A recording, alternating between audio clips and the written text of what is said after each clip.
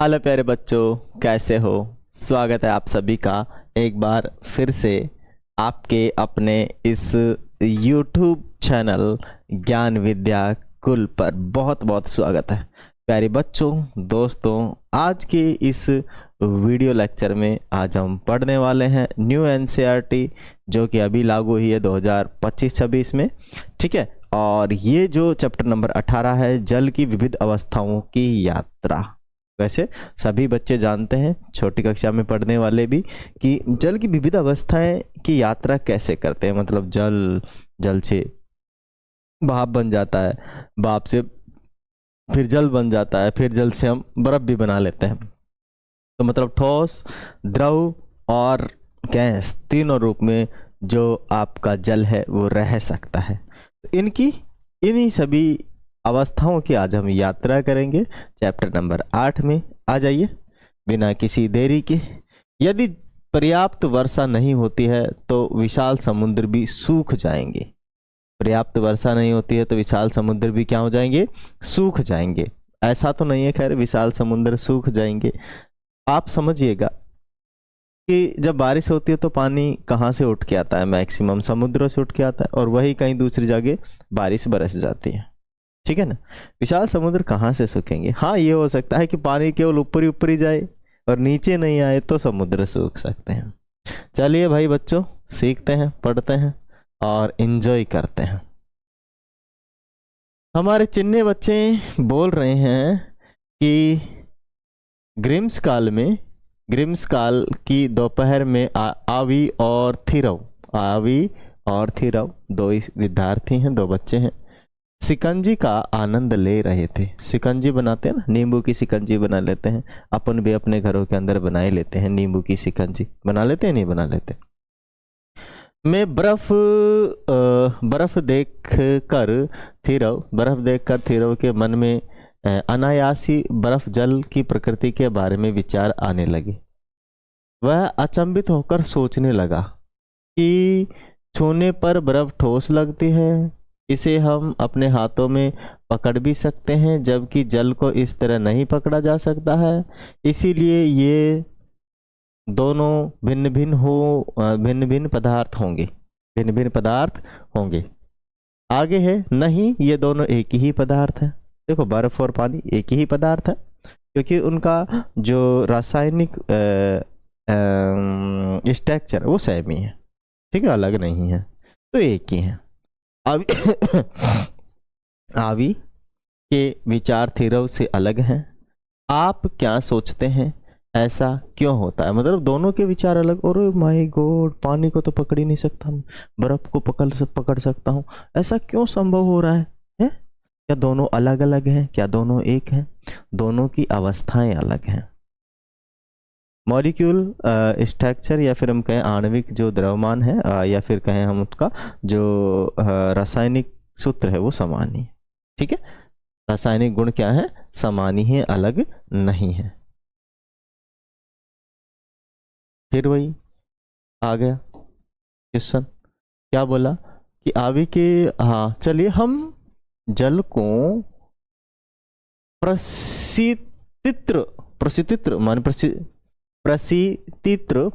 मान रेफ्रिजरेटर के अंदर हिमकरण यंत्र मानी फ्रीजर में रखते हैं और जांचते हैं कि क्या यह बर्फ में परिवर्तित होता है।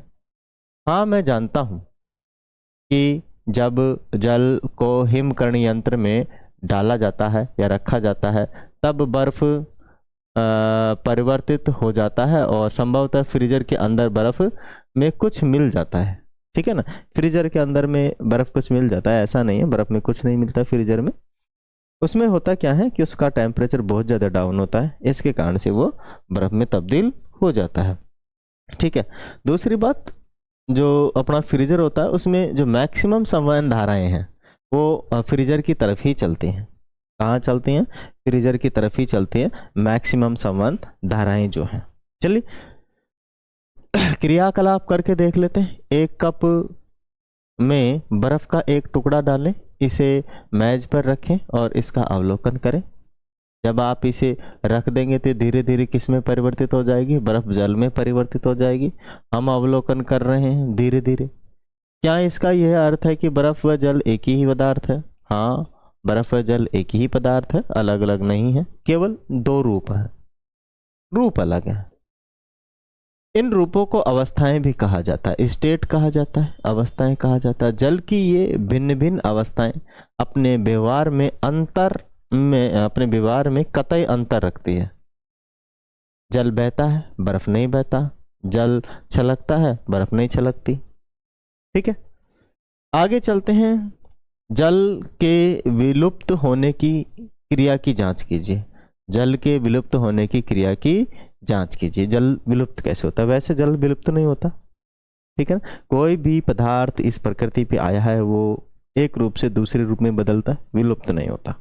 और जल तो होता ही नहीं है।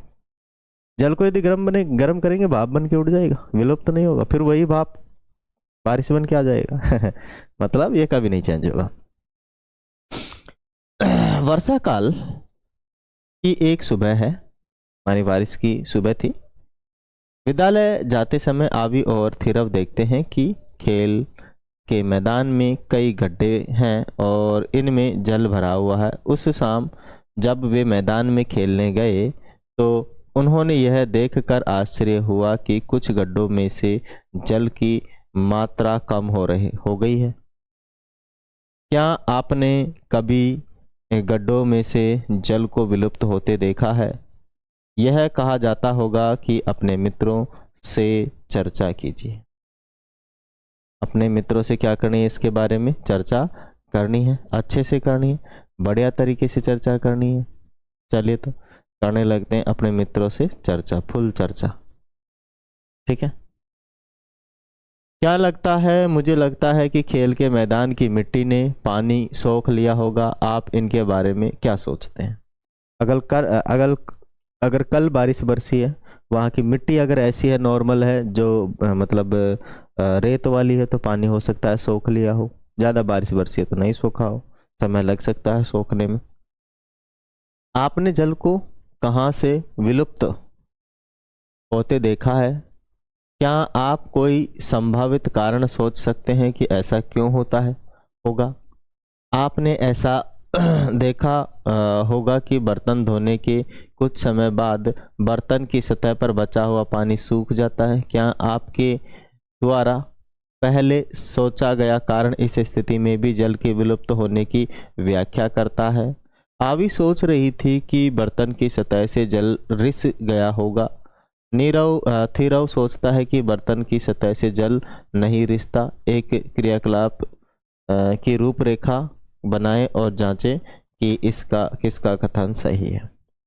तो देखिए, अगर हम बर्तन धोते हैं, थोड़ी देर बाद में सूख जाते हैं, तो उसका रीजन है कि बर्तन की सतह पानी को कभी नहीं सोखती है, क्योंकि वो क्या होता है, मेटल होता है, और मेटल पानी को नहीं सोखता है। वो क्या होता है कि वातावरण में पानी विलीन हो जाता है, विलुप्त हो जाता है, नष्ट नहीं होता है।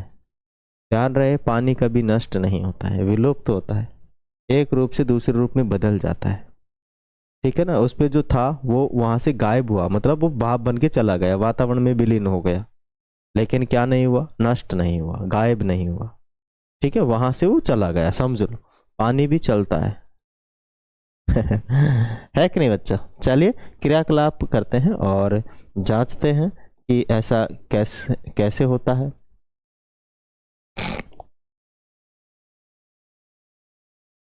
क्रियाकलाप करेंगे, 8.2 करेंगे, और यहाँ हम जांच भी करेंगे।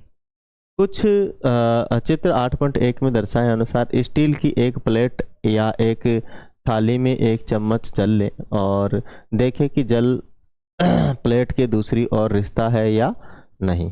इसे नियमित अंतराल पर तब तक देखते रहें जब तक कि जल पूरी तरह से विलुप्त न हो जाए।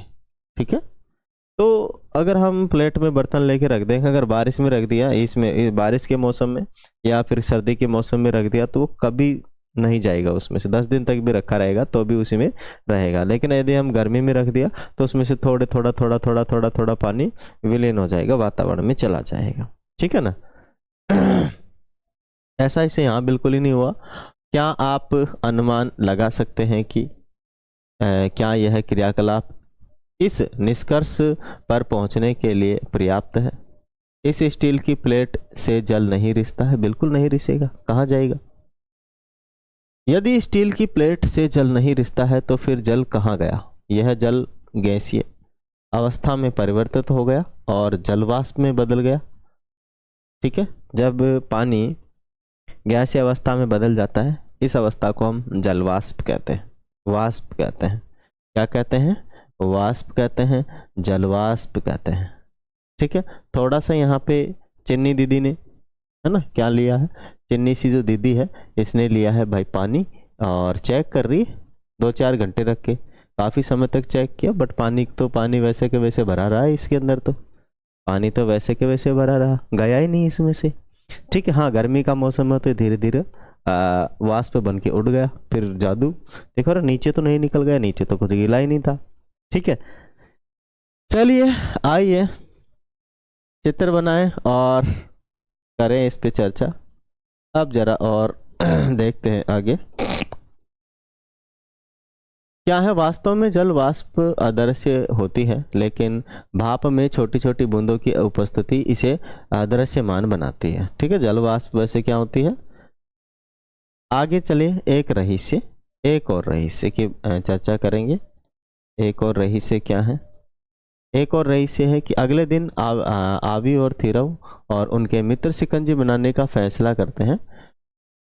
तैयारी के दौरान वे कांच के गिलास में ठंडा जल लेते हैं। तैयारी के दौरान ही कांच के गिलास में क्या ले लेते हैं? ठंडा जल ले लेते हैं, और उनमें बर्फ के कुछ टुकड़े डालते हैं, और कुछ मिनटों के बाद कांच के गिलास की बाहरी परत पर कुछ रोचक दिखाई देता है। यह क्या है? आइए ऐसा ही क्रियाकलाप स्वयं करते हैं। तो देखो कि जब हम कोई भी कांच का गिलास ले लेंगे और उसके अंदर क्या भर देंगे? पानी भर देंगे। ठीक है, पानी भरने के बाद उसमें हम बर्फ डाल देंगे।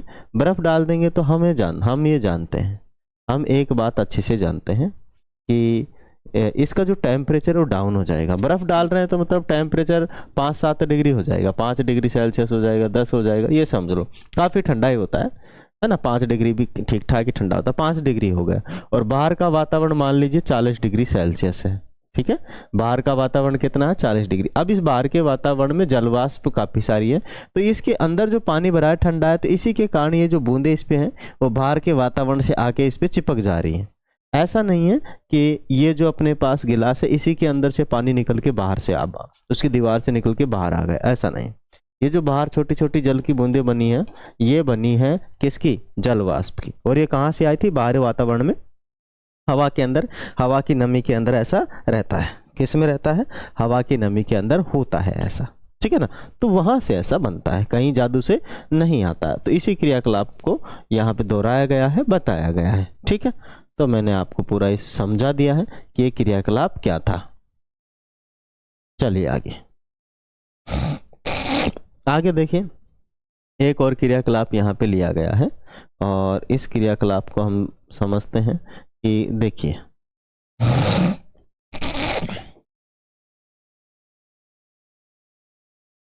यहाँ एक फूल की पत्ती दिख रही है।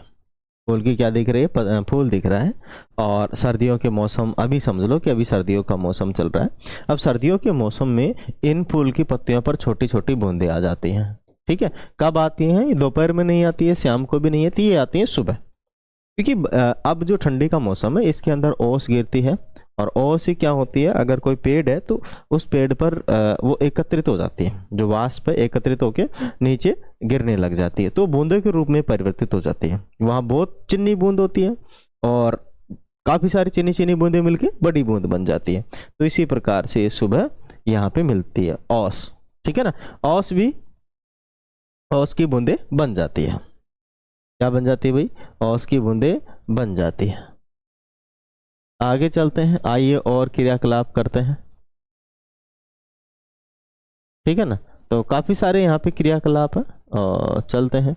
और क्या है कि वायु में जल वाष्प की मात्रा को आर्द्रता भी कहा जाता है। बिल्कुल, वायु में जल वाष्प की जो मात्रा है उसे आर्द्रता कहते हैं, ह्यूमिडिटी कहते हैं। और आर्द्रता देखो, सर्दियों के अंदर इतनी आर्द्रता नहीं रहती, गर्मियों में भी नहीं रहती है। लेकिन सबसे ज़्यादा जो आर्द्रता रहती है, उष्णता रहती है, वो जो रहती है वो रहती है बारिशों के दिनों के अंदर, क्योंकि बारिशों के दिनों में थोड़ी सांस लेने में प्रॉब्लम होती है। क्यों? क्योंकि हवा के अंदर नमी की मात्रा ज़्यादा हो जाती है। क्या हो जाती है? ज़्यादा हो जाती है। इसीलिए मौसम तो साफ रहता है, पर्यावरण भी बहुत अच्छा रहता है बारिशों के दिनों के अंदर, लेकिन बस थोड़ी सी उष्णता रहती है, उसके कारण गर्मी फील होती है, ऐसा कोई प्रॉब्लम है नहीं। ठीक है, समुद्र किनारे ऐसी ज़्यादा दिक्कत होती है। मतलब जल वाष्प का हवा में मिल जाना आर्द्रता कहलाता है, ह्यूमिडिटी कहलाता है। क्या कहलाता है? ह्यूमिडिटी कहलाता है। अब चलिए आगे चलते हैं। आगे अपने पास है जल की विभिन्न अवस्थाएं। तो जल की विभिन्न अवस्थाएं हम जानते हैं कि जल की कौन कौन सी अवस्थाएं हैं। आप जानते हो कि देखो अपने पास जल है, ठीक है, जल से ही तो आप बर्फ बना सकते हैं। क्या बना सकते हैं? ठीक है, सबसे पहले बर्फ, बर्फ, ठीक है ना, बर्फ बर्फ बर्फ। तो बर्फ, बर्फ से बन जाएगा जल, और जल को गर्म करोगे तो क्या बन जाएगा? भाप। क्या बन जाएगा? भाप बन जाएगा, भाप बन जाएगा। ठीक है, और भाप को ठंडा करोगे तो फिर जल बन जाएगा, और जल को फिर ठंडा करोगे तो बर्फ बन जाएगा। ठीक है ना। तो ये इसकी तीन स्टेट है, जल, वाष्प और क्या है? बर्फ। मानी सॉलिड, लिक्विड और गैस, तीनों इसकी अवस्थाएं हैं। ठोस, द्रव और गैस, तीनों अवस्थाओं में जल रह सकता है।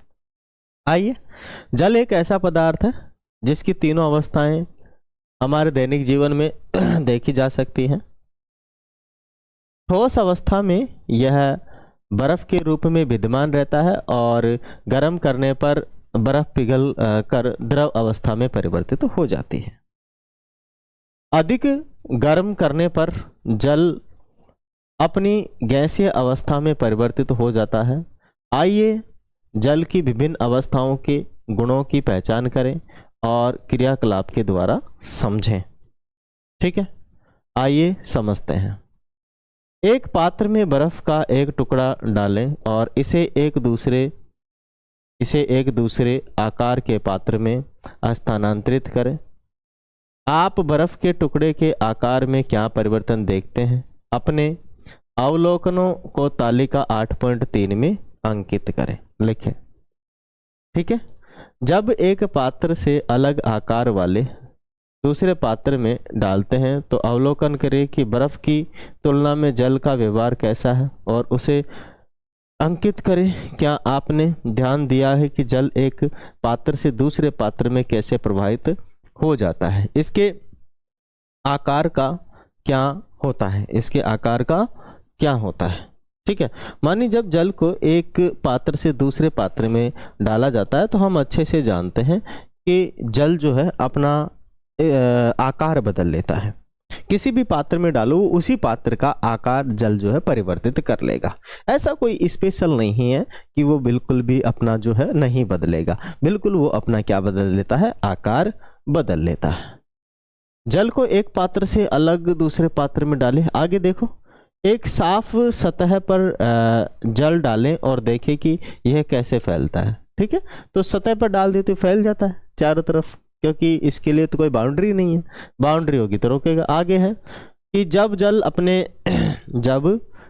अपने जल वाष्पीय रूप में परिवर्तित हो जाता है तो यह जल वाष्प कैसे प्रसारित होती है। इसकी तुलना जल के प्रसारण व्यवहार से करें।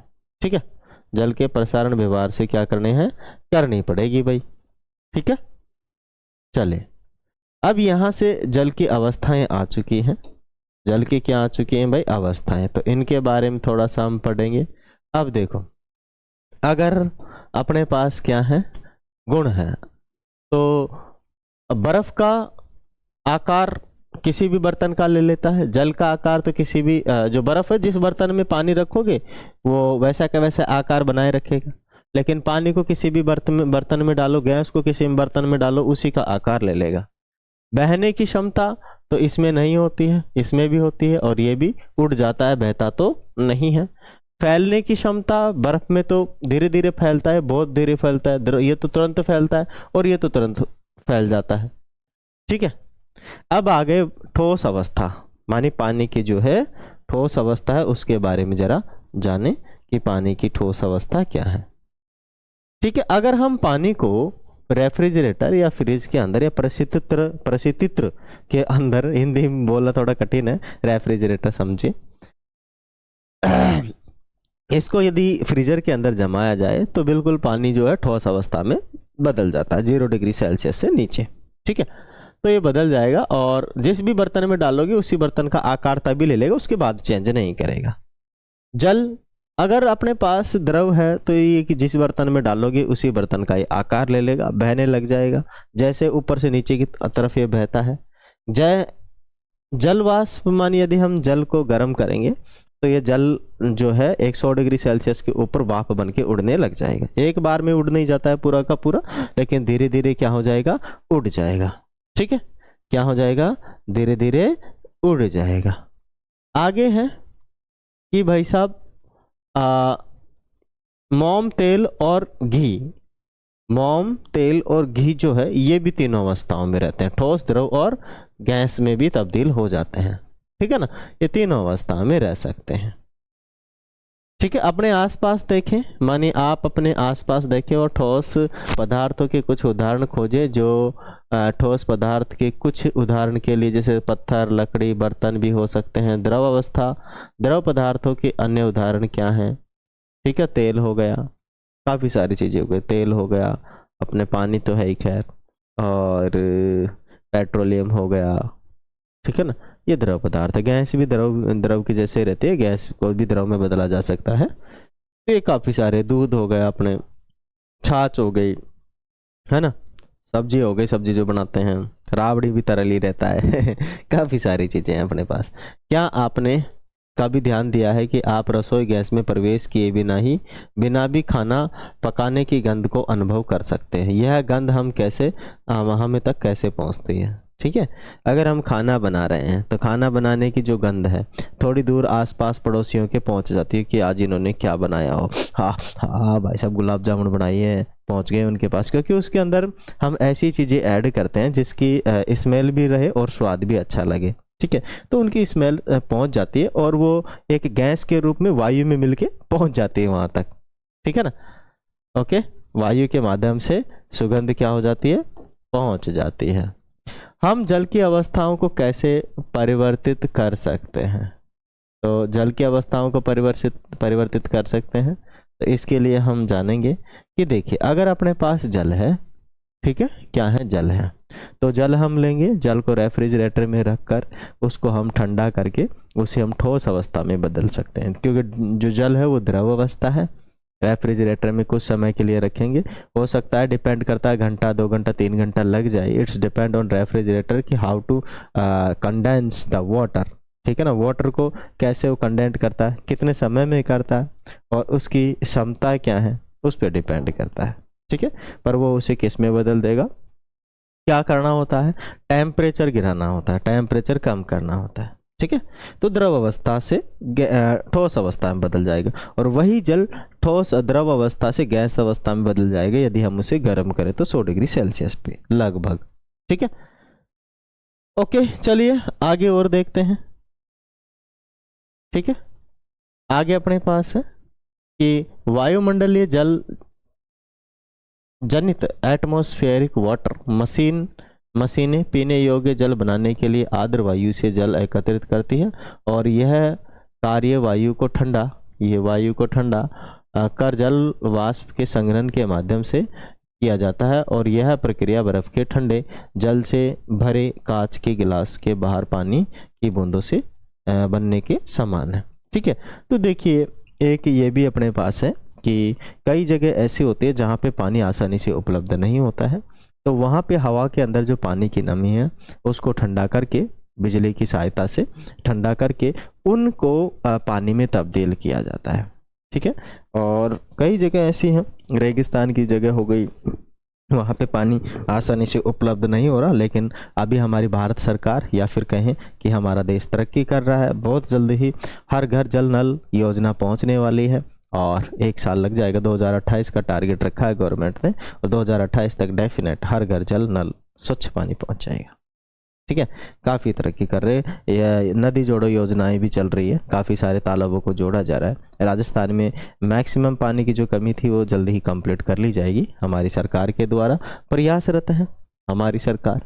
चलिए आगे है मोमबत्ती, जो मोम से बनती है इसका एक उदाहरण है। और हम मोमबत्ती के मोम को द्रव अवस्था में से कैसे बदल सकते हैं, हम द्रव मोम को ठोस में कैसे बदल सकते हैं। हमें द्रव मोम को ठोस में बदलने के लिए उसे ठंडा करना पड़ेगा, ठंडा करना होगा। आपने अन्य कौन से द्रव अवस्था देखे हैं जो ठोस में परिवर्तित हो जाते हैं? क्या आपने शीतकाल में नारियल के तेल को ठोस अवस्था में परिवर्तित होते देखा है? ठीक है, बिल्कुल हाँ, शीतकाल में नारियल का तेल हो गया, घी हो गया, काफ़ी सारी चीज़ें ऐसी है जो ठोस अवस्था में परिवर्तित हो जाती है ठंडी होके। हम देख सकते हैं कि पानी व अन्य पदार्थ गर्म व ठंडा करने पर अपनी अवस्थाएं बदल लेते हैं। ठोस से द्रव अवस्था में परिवर्तित होने के लिए प्रक्रम को पिघलाना कहते हैं। ठीक है, अगर ठोस है और हम उसे गर्म करेंगे तो पिघल जाएगा, तो उसे कहेंगे पिघलाना। माने पतला हो जाएगा तो इसे कहेंगे पिघलाना। और यदि अपने पास सिर्फ द्रव है और उसे जमाएंगे तो उसे बोलते हैं हिमकरण करना। ठीक है ना, हिम क्या कहलाता है? वो हिमकरण करना कहलाता है। क्या कहलाता है? वो हिमकरण करना कहलाता है।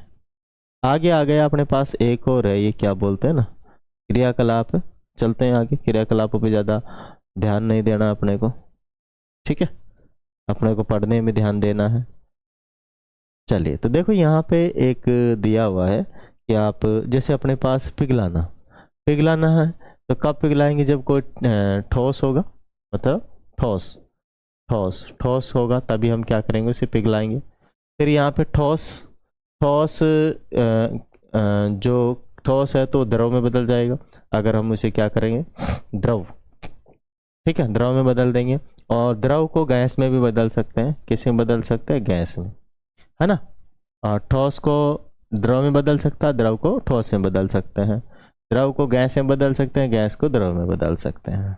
ठीक है, ओके। एक कपूर है, कपूर का नाम सुना है आपने? कपूर एक ऐसा है जिसको डायरेक्ट गैस में बदला जा सकता है। इसमें बदला जा सकता है गैस में। इसे गर्म करोगे तो गैस में परिवर्तित हो जाएगा, लिक्विड में चेंज नहीं होता, सीधा गैस में चला जाता है। ठीक है, जल को तीव्र या धीमी गति से वाष्पित किया जा सकता है। जल को तीव्र या धीमी गति से क्या किया जा सकता है? वाष्प। ठीक है, मतलब जल के अंदर ऐसा गुण होता है, it's depend on the condition, कि किस टाइप की कंडीशन है, उस कंडीशन के आधार पे इसे बहुत तेज गति से या बहुत धीमी गति से भी क्या किया जा सकता है? वाष्प में बदला जा सकता है। अब बोले बहुत तेज कैसे? जैसे कि खतरनाक बॉयलर के अंदर बहुत, मतलब इसके अंदर बहुत ज़्यादा हीट दे देंगे तो बहुत तुरंत क्या हो जाएगा? ये गैस में बदल जाएगा, मानी वाष्प में बदल जाएगा। आपको पता है कि राजस्थान में जो मैक्सिमम बिजली बन रही है वो इसी आधार पे बन रही है। ठीक है, कोटा के अंदर जो प्लांट लगा हुआ है अपना थर्मल पावर प्लांट, थर्मल का ही पता है, थर्मल मानी होता है वाष्प। ठीक है ना, तो वाष्प से चलने वाला ऐसा प्लांट है जिससे बिजली बन रही है। और एक जो है अभी भीलवाड़ा के अंदर इस्टेब्लिश किया जाएगा राजस्थान के अंदर, वो भी थर्मल पावर प्लांट ही होगा वहाँ, क्योंकि जहाँ पानी ज़्यादा होता है ना, इतना भी नहीं कि बहुत ही ज़्यादा है। ठीक है, इतना बहुत ही ज़्यादा पानी होता ना तो नदी से भी काम चला लेते, हाइड्रो पावर प्लांट लगा देते। ठीक है, पानी बहते हुए पानी से बिजली बना लेना, उसे कहते हैं हाइड्रो पावर प्लांट। और कम मात्रा में पानी है लेकिन उपलब्ध ठीक ठाक है कि साल भर चल जाएगा, फिर बारिश आ जाएगी, फिर पानी आ जाएगा। ऐसी कंडीशन में हम वहाँ पे थर्मल पावर प्लांट लगाते हैं। थर्मल का मतलब है कि पानी को गर्म किया जाएगा, गर्म करके भाप बनाई जाएगी, भाप से भाप टरबाइन घुमाई जाएगी, टरबाइन से बिजली बनेगी, बिजली सप्लाई होगी। अगर अपने पास बहुत ज़्यादा मात्रा में नदियां हैं या उनमें बहुत ज़्यादा पानी आ रहा है, ऐसी कंडीशन में हम क्या करते हैं? वहाँ पे हाइड्रो पावर प्लांट लगाते हैं, मानी बहते हुए पानी में टरबाइन रख देते हैं वहाँ बीच में। टरबाइन क्या करती है? टरबाइन के पंखे को पानी घुमाता है, पानी के प्रेशर से टरबाइन का पंखा घूमता है, पंखे से टरबाइन घूमती है, टरबाइन के अंदर लाइट बनती है, बिजली जनरेट होती है। ठीक है, और वो फिर सप्लाई की जाती है। ठीक है, सबसे कम खर्चा जो आता है वो हाइड्रो पावर प्लांट में आता है, और ज़्यादा खर्चा किस में आता है? अपने परमाणु संयंत्र में आता है, और ये जो है आपका थर्मल पावर प्लांट के अंदर भी ज़्यादा खर्चा आता है, क्योंकि अपने को एनर्जी एक्स्ट्रा में देनी पड़ेगी ना उसे। अब बहते हुए पानी में तो एनर्जी देने की जरूरत नहीं, उस बहते पानी से टरबाइन घूम जाता है, पंखा लगा देते हैं उसमें, ठीक है ना। तो यहाँ पर भी ऐसा है, जल को तीव्र या धीमी गति से कैसे वाष्पित किया जा सकता है? मन कम ऊर्जा देंगे, कम यदि उसको गैस दें, कम उसको मतलब फ्यूल देंगे, कम उसके अंदर से मतलब उसके नीचे आग लगाएंगे तो धीरे धीरे भाप बनेगा वो, और बहुत ज़्यादा लगाएंगे तो बहुत जल्दी बनेगा वो, ठीक है ना। तो वही इसके अंदर दिया गया। आपने प्रेशर कुकर अपने घर के अंदर देखा ना खाना बनते हुए? आपने देखा नहीं देखा? आइए प्रयोग करते हैं, छोटा सा प्रयोग लेते हैं। नॉर्मली अगर अपने को खाना जल्दी बनाना है, खाना जल्दी बनाना तो हम क्या करते हैं, प्रेशर कुकर में रख देते हैं दाल को, और रख के वहां पे 2 सीटी 3 सीटी में चलो खत्म काम, और ज़्यादा नहीं 20 मिनट में सल्टा देगा उसको, 20-30 मिनट में सल्टा देगा। जबकि चूल्हे पर बहुत ज़्यादा समय लग जाए, क्योंकि उसका बर्तन जो है ना उसका मुंह खुला रहता है, तो उसका जो भाप है, भाप यूं बाहर निकलता है। और अगर हम उसको बंद रखें, इसको अपना जो है प्रेशर कुकर, तो उसमें क्या है, जो भाप उसमें प्रेशर क्रिएट करती है और अंदर जो भी सब्जी है उसको जल्दी उबाल देती है, जल्दी उसके अंदर प्रवेश कर जाती है, हीट प्रेशर होने के कारण, ठीक है ना। कौन सा प्रेशर होने के कारण? हीट वाला प्रेशर होने के कारण। आगे चलते हैं। आगे अपने पास है कि जल वाष्प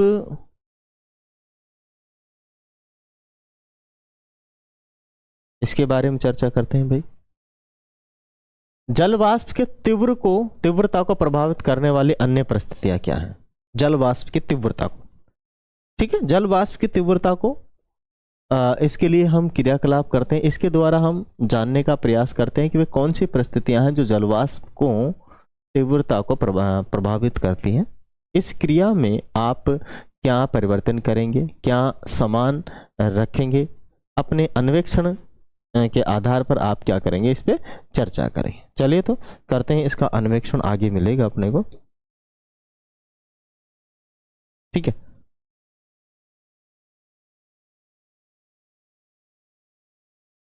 ओके, मानिए जिन परिस्थितियों के बारे में आपने पता लगाया, उनके अतिरिक्त हम जल को तीव्र से मंद गति से कैसे वाष्पित कर सकते हैं, यह जानने के लिए आप क्रियाकलाप कर। देखो इसका तो कोई ऐसा रीजन नहीं है ना, रीजन बस एक छोटा सा है कि अगर हमें बहुत तीव्र गति से भाप चाहिए तो बहुत ज़्यादा एनर्जी देनी पड़ेगी, बहुत ज़्यादा हीट देनी पड़ेगी, और हमें मंद गति से चाहिए तो हीट कम करनी पड़ेगी, ठीक है। दूसरी बात है कि हम बीच में वॉल्व लगा सकते हैं, भाप तो बनेगी जितनी बनेगी जितना हम हीट देंगे, लेकिन उसे आगे भेजने के लिए उसके बीच में वॉल्व लगाकर हम कम या ज़्यादा कर सकते हैं, ठीक है। आगे अन्वेषण किया गया है कि 2 समान बोतलों के ढक्कन लें, दोनों में समान मात्रा में जल भरें, और एक ढक्कन को सूर्य के प्रकाश में रखें और दूसरे को छाया वाले स्थान में रखें। 15 मिनट के बाद दोनों ढक्कनों का अवलोकन करें।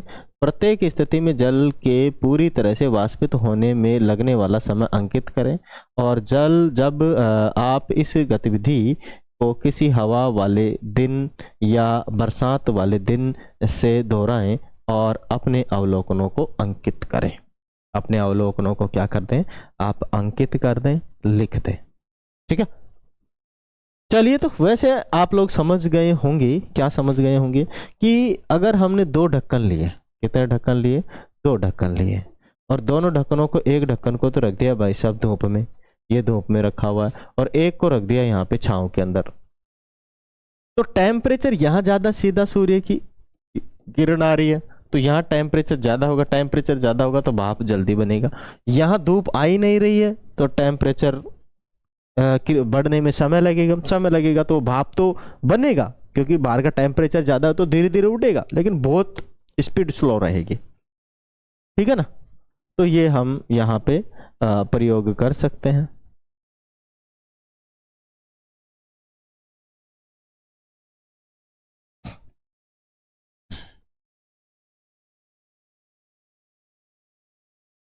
आगे अपने पास कि बरसात के दिनों में वायु में जल वाष्प की मात्रा अधिक होती है, इसीलिए बरसात के दिन अधिक आर्द्र होते हैं। हाँ, ये तो मैंने पहले ही आप लोगों को बता दिया था कि बारिश के दिनों में जो हमारी हवा है, इसके अंदर वायु के अंदर जल की मात्रा ज़्यादा होती है, इसीलिए सांस लेने में थोड़ी दिक्कत होती है, भारी हवा हो जाती है और हमें थोड़ा सा उष्ण फील होता है, गर्मी लगती है उस टाइम पर क्योंकि हवा नहीं चलती है, तो इस वजह से थोड़ा उष्ण, और जहाँ पे आर्द्रता ज़्यादा होती है वो थोड़ा तकलीफ भी हमें देता है। ठीक है, आगे आ गए शीतलन प्रभाव। शीतलन प्रभाव क्या है? माने आवी की माँ ने पीने का जल रखने के लिए स्टेनलेस स्टील के बर्तन की जगह मिट्टी का मटका खरीदा।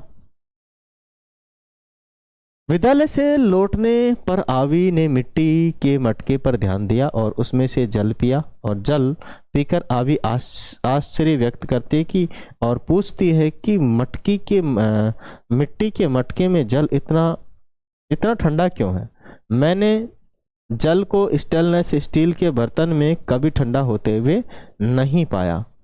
आपके विचार में इसका कारण क्या है? इसका कारण भी दिया जाएगा, ठीक है, समझाया भी जाएगा इस शीतलन के प्रभाव को। तो देखिए समझिएगा, हम जानते हैं स्टेनलेस स्टील के अंदर किसी भी प्रकार का पानी अंदर अगर भरा है तो बाहर रिश्ता नहीं है जब तक कि उसमें छेद नहीं हो। जबकि जो हम मिट्टी का बर्तन बनाते हैं वो पोर्स रहते हैं। पोर्स का मतलब है अंदर से थोड़ी थोड़ी उनमें जगहें रहती हैं, उनकी दीवारों के अंदर थोड़ी नाम मात्र की जगह होती है, जिससे कि जो अंदर भरा गया पानी वो बाहर धीरे धीरे रिश्ता है। बाहर धीरे धीरे रिश्ता है तो जो इधर हवा चलती रहती है ना, बाहर के वातावरण में हवा चलती रहती है, नॉर्मल हवा रहती है, तो उस वातावरण से वो उस वातावरण को उसको क्या कर देता है, अंदर से ठंडा कर देता है। क्या कर देता है? उस हवा के कारण क्या हो जाता है, वो ठंडा हो जाता है क्योंकि वो हवा के कांटेक्ट में आता रहता है। आगे है जल बर्तन की सतह से बाहर रिश्ता है और वाष्प हो जाता है, जिससे जल पर शीतलन प्रभाव पड़ता है।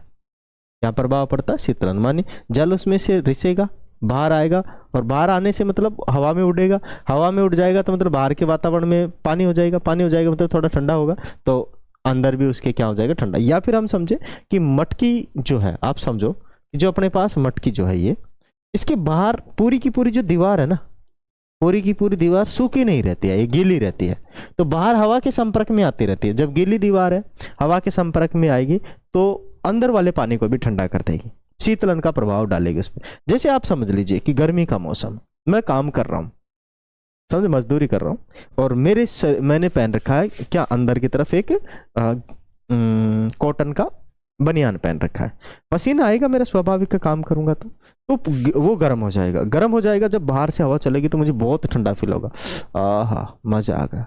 इसे यही है शीतलन प्रभाव, यही क्या है, शीतलन प्रभाव। ठीक है, चलते हैं आगे।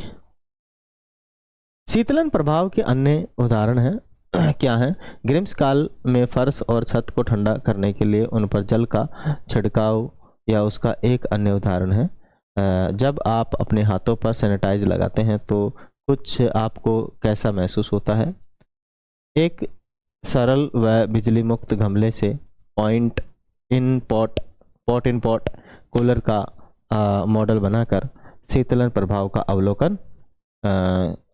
अवलोकन करने के लिए क्रियाकलाप 8.9 के अंदर निष्पादित करें।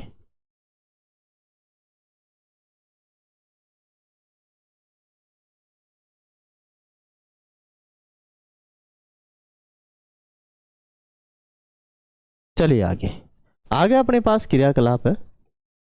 ठीक है, यहाँ पे देखो एक गमला लिया है, मैं आपको समझाऊं कि किस टाइप का गमला है और किस प्रकार से, जहाँ पहले के ज़माने के अंदर रेफ्रिजरेटर नहीं हुआ करते थे, फ्रिज नहीं हुआ करते थे, तब हम क्या करते थे, सब्जियों को सुरक्षित रखने का ये आसान तरीका था। ठीक है, क्या करते थे, एक बाल्टी लेते थे, और बाल्टी ये हमने ले ली है, और इसी बाल्टी को एक बड़ी वाली बाल्टी के अंदर क्या कर देते थे, रख देते थे। ठीक है ना, क्या कर देते थे, रख देते थे बड़ी वाली बाल्टी।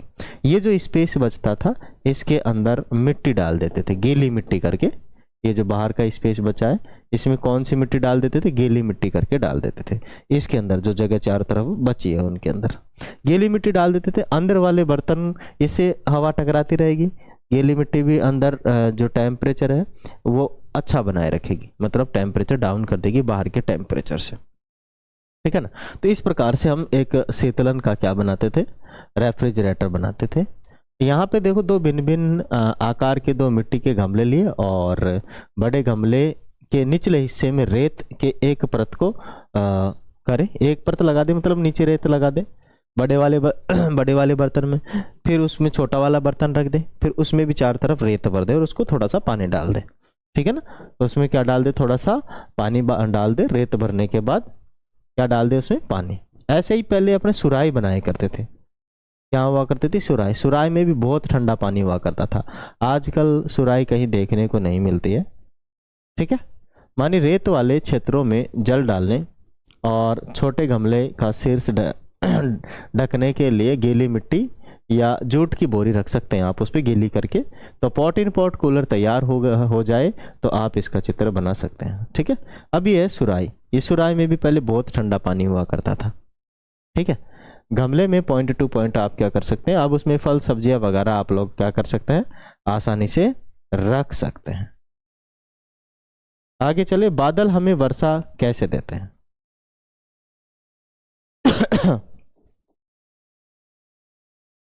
बादल हमें वर्षा कैसे देते हैं कि अब मुझे एक बात बताएं, पानी का की प्रकृति है वो हमेशा नीचे आता है, तो फिर आकाश में पानी कैसे रुका हुआ है। तो आकाश में जो पानी बादलों के रूप में हमें दिखाई दे रहा है वो गैस फॉर्म में रहता है, वाष्प फॉर्म में रहता है। ठीक है, जब एक टाइम आता है जब मौसम ठंडा हो जाता है तो वो नीचे बूंद बन के नीचे गिरता है, तो वही क्या होती है, बारिश होती है। समझिएगा इसे कैसे कि सघन जल को पृथ्वी की सतह पर वाष्पित वापस लाने की प्रक्रम में एक महत्वपूर्ण भूमिका निभाता सघनन संघनन।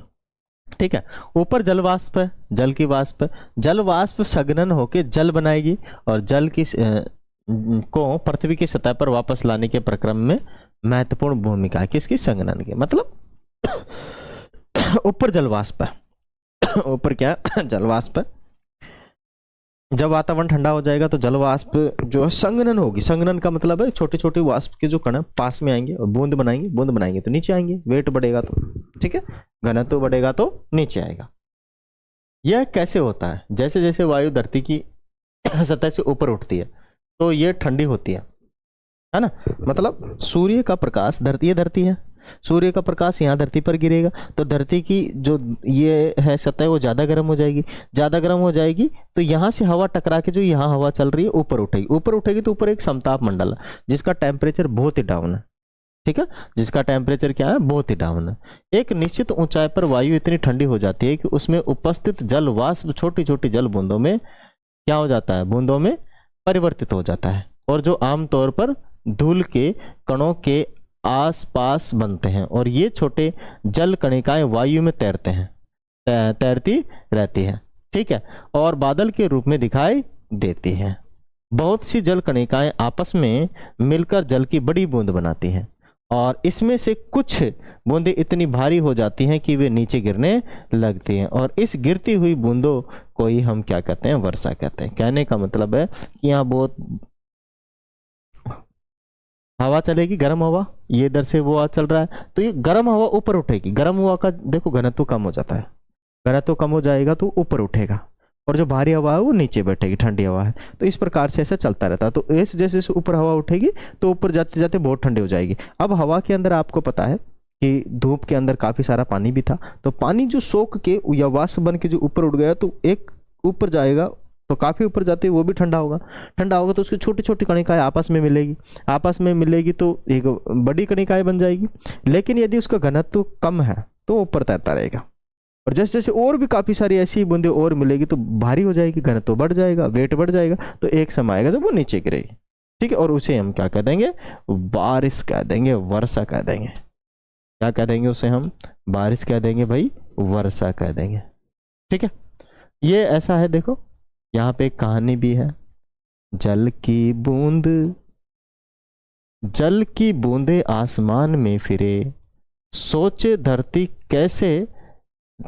धरती से कैसे मिले, वाष्प बन वायु में घूमे, बादल बन आसमान में झूमे, पर बने बर्फ और बारिश की धार, जल कैसे निर्णय ले इस बार, कहीं गिरे तो हिम कहलाए और कहीं गिरे तो धार बन जाए, कहीं गिरे तो धार बन जाए। ठीक है, अभी बर्फबारी हो रही है, कहाँ पे हो रही है? अपने कश्मीर के अंदर, जो अपने कश्मीर है वहाँ पे अभी बर्फबारी हो रही है। और अमेरिका, रसिया, जितने भी देश हैं सब के अंदर, जो कि हाँ मतलब ऐसे काफ़ी सारे देश हैं जिनके अंदर अभी बर्फबारी हो रही है। ठीक है ना।